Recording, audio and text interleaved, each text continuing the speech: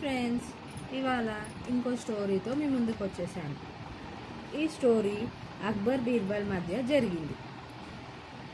Story name is అత్యంత వేగమైనది, the fastest thing in the world. ఒకరోజు చక్రవర్తి అయిన అక్బర్ తన రాజ్యసభలో ఒక ప్రశ్న అడిగారు. ఏ ప్రశ్న అంటే, ఈ ప్రపంచంలో అత్యంత వేగంగా వెళ్ళేది ఏది అని అడిగాడు. సభలోని మంత్రులు తమ తమ సమాధానాలు చెప్పారు.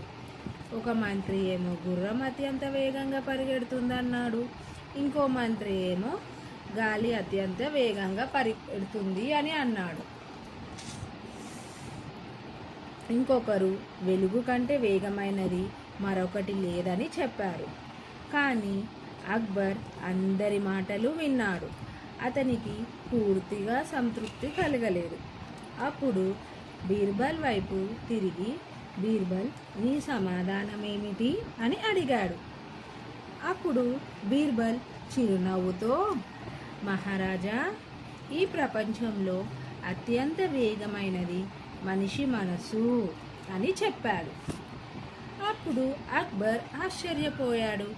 అదెలా అని అడిగాడు.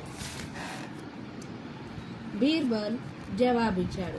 ఏమని అంటే, మహారాజా, ఒక్క క్షణంలోనే మనసు 1000 మైళ్ళ దూరం ప్రయాణించగలదు. గతాన్ని గుర్తు చేసుకోగలదు, భవిష్యత్తుని కూడా ఊహించుకోగలదు, ఎప్పుడూ చూడని ప్రదేశాలను కూడా వెళ్ళగలదు. ఆలోచన కంటే వేగంగా మరేదీ ప్రయాణించదు. బీర్బల్ తెలివితేటలకు అక్బర్ చాలా మెచ్చుకున్నాడు. బీర్బల్, నీ సమాధానం నిజమే. మనసే ప్రపంచంలో అత్యంత వేగమైనది అని ప్రశంసించాడు.